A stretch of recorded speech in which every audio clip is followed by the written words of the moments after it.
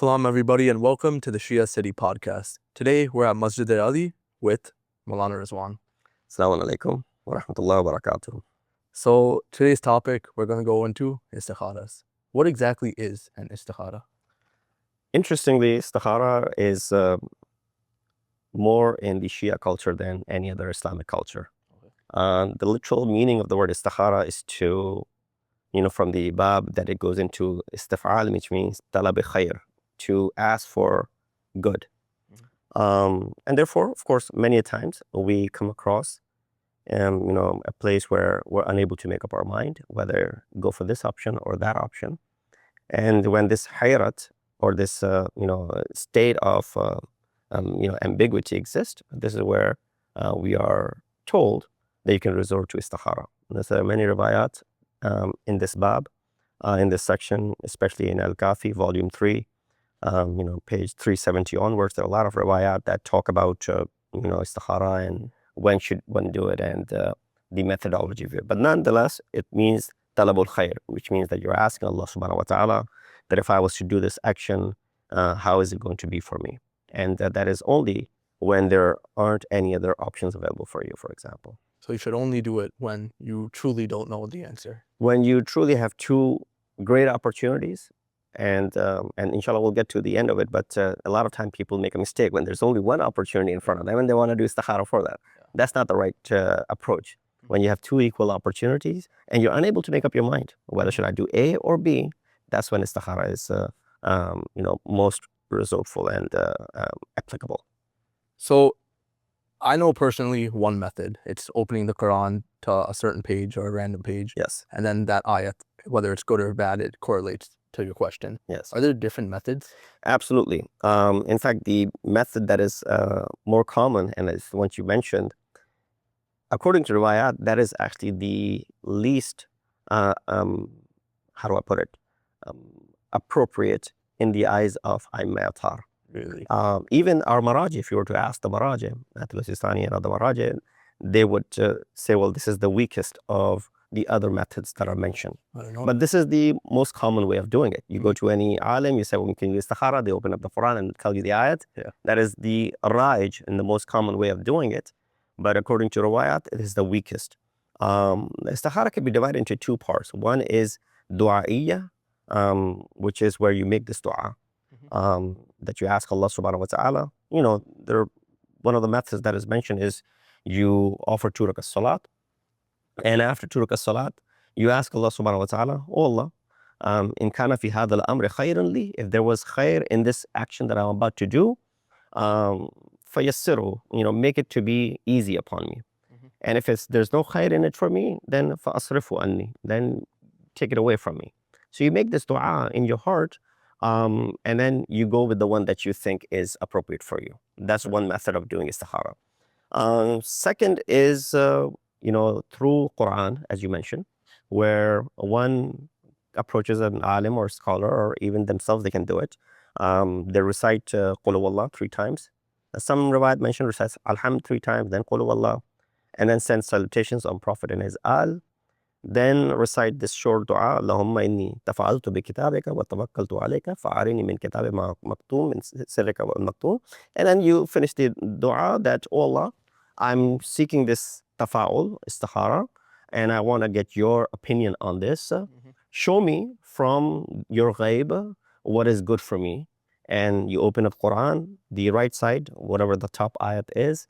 If it's rahmat in it, if it's ayat of positivity in it, you go for it. Yeah. But if the ayat is of ghadab and some sort of punishment, then of course it's a no, you're refrain from it. Yeah. But if the ayat is sort of like a mix in between, you don't know if it's really good or it's really bad, then you have a choice. It's called moderate istikhara.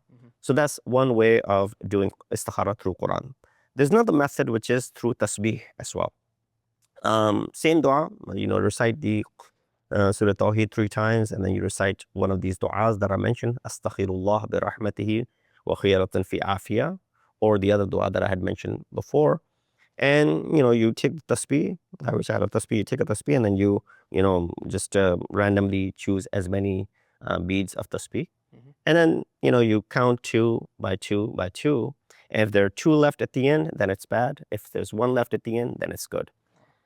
With tasbih, there's another method that is mentioned. After reciting Surah Fatiha and Surah Qul Huwallah, you open up the tasbih, and however beats you open up, you recite the first one, Subhanallah, walhamdulillah, wa la ilaha illallah. So first one, Subhanallah, second one, Alhamdulillah, third one, La ilaha illallah. And you go like this until the last one. When you get to the last one, if the last one is Subhanallah, you have ikhtiyar. You can go ahead and do it. If it's Alhamdulillah, it's very good. But if it is La ilaha illallah, then don't do it. The actual method which is found in riwayat recommended by our A.B.A.S is the Istikhara bil ruq'ah. So this is the strongest method. This is the strongest method. Okay. But it's not raj, it's not something which you approach, you do it yourself basically. Okay. Where you take 6 pieces of, just small paper, and then you write on it, on 3 of them, if'al, do it, or la taf'al, don't do it. And then you fold them up and you offer 2 rakat salat. After the 2 rakat salat, you, sort of like you're picking up one of these as a raffle ticket or something, Qurandazi as we call it. Yeah. And you pick out, if it comes out to be, good, you pick out the first 3. And if the first 3 come out to be if'al, meaning good, then you go ahead and do it. And if the first 3 come out to be la taf'al, don't do it, then you stay away from it. So what if it's a mix? That's a very good question. So for example, the first one comes out to be good. Second one comes out to be bad. Now you're in a mix. What do? So you open up 3 more. And in the next 3, if the majority is good, then you do it. Okay. If the majority is don't do it, then you refrain from doing it. But that's the point, is this is the least common method, if you want to call it. Yeah. People may not even know about this. I didn't know about this. I didn't know about any of these methods besides the Quran. But so what happens if you were to go against your Istikhara? So it's not wajib for one to follow along with the result of Istikhara. You do Istikhara, comes out good. You're told that, you should do it. But then it transpires to you, you end up not doing it. A lot of time, this is where the psychology of our community is, where they have already made up their mind what they want to do. But then they still want to do Istikhara on top of it. Yeah. So they get reassurance from Allah subhanahu wa ta'ala that I'm on the right path. So they made up their mind, they wanted to go for it, but the Istikhara came out bad. Now they're stuck. So one of the questions is, can we do Istikhara again? It's like, if you want it in a certain way, then why are you persisting with it? Yeah. So first and foremost, it's not wajib to follow through with Istikhara. You can go against it. But that is a possibility where you are doubting the opinion of Allah subhanahu wa ta'ala. Yeah. Right? For example, if someone comes to me asking for opinion, and I give them my opinion, and then they turn around and throw it away, how am I going to feel? Yeah. It's like, it means there's no value of my word. Now, this is you're doing with Allah subhanahu wa ta'ala. You asked for His opinion, you said do it, and then you threw it away. But again, Shara'an, it's not an obligation. So what happens if I follow the Istikhara and I still don't get the results that I want? So here we need to understand that Istikhara does not have to be, the result does not have to be shakhsi, personal. There's an ayat in Quran towards the end of Surah Nisa as well, Asan takrahu shay'an. Sometimes you dislike something, but Allah makes it to be good for you. Another place, Asan takrahu shay'an wa huwa khayrun lakum. Sometimes we dislike certain things, but it is actually good for us. So the Istikhara came out, I followed through with it, but still I did not get the desired result. That's what you're asking for. It doesn't have to be necessarily the desired result in this world. There's a possibility that the desired result is given to you in the hereafter. So if it does not go through the way you expected it, that's okay. Yeah. It wasn't meant to be specifically, because one of the du'as that we make, the du'a that I had mentioned initially, where you offer 2 rakat salat and you make this du'a, Allahumma in kana fi hadha al-amri khayran li, fi dunyai, fi dini wa dunyai. Oh, life, there's khair in this amr for me in this world and in my deen. So not just the world, in my deen as well. So there's a possibility from the worldly aspect, it was good, but from the dunyavi aspect, it wasn't good. Yeah. So therefore, you get the final result of it in the hereafter. So I hear people do Istikharas about so many different things. So what are some right topics that you should go about? I think that's where we need to understand Istikhara should not be done for everything. It should never be done for wajibat. You don't ask Allah, should I pray or not? It should never be done for muharramat. Should I do this haram or not? Even for some mustahabbat, it should not be done.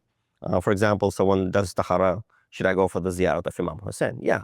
Traveling might be a possibility where you're doubtful, so you do istikhara for that. But going for the ziyarat of Imam Hussein is a no-brainer. Yeah. There's so many rewards associated with it. As I mentioned, istikhara should be specifically done for things where you have two equal opportunities and you're unable to make up your mind. And so, for example, someone, but before istikhara, we need to educate that we should do what is called istishara. It's like, what is this? Another word. Istishara means mashwara, consultation. Okay. Before resorting to Quran, do consultation. So therefore, someone gives you an opinion that you should get this heart surgery, and then you say, well, I want to do istikhara for that. No, you got to listen to the expert in this area, listen to their advice. If they're saying you should get it done, well, then you should go ahead and do it. There's no need for istikhara at that point. Yeah. So yes. No, I was gonna say, so one of the main things I hear people do istikharas about is marriage. Yeah. So if everything feels right between you and your partner, do you still go and do the istikhara? So istikhara, before you have met someone and you're pursuing with them, before getting into all of that, it's okay to do istikhara. So for example, there's a proposal out there. People are doing this matchmaking and all that stuff. So there's a proposal out there. So this proposal comes to you. Before you actually start conversating and getting into the family, you do istikhara. At that point, it's okay. Nothing wrong with it. Especially if you had two proposals in front of you and you couldn't make up your mind. Should I go for this one or should I go for that one? And you went ahead with it. But a lot of time people do istikhara. There's not a knock on them. Daughter is 36 years old, 38 years old, and now they're still doing istikhara for it. Yeah. You waited all these years, or the boy is, already 40 years old, now they're picking and choosing and doing istikhara. Yeah.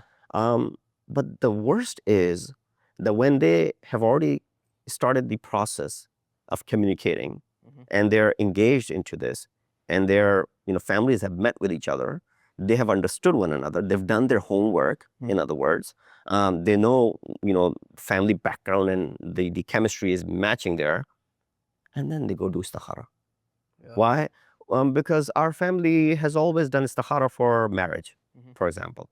We have never made any decision that important without istikhara, so we're going to do istikhara. That's damaging.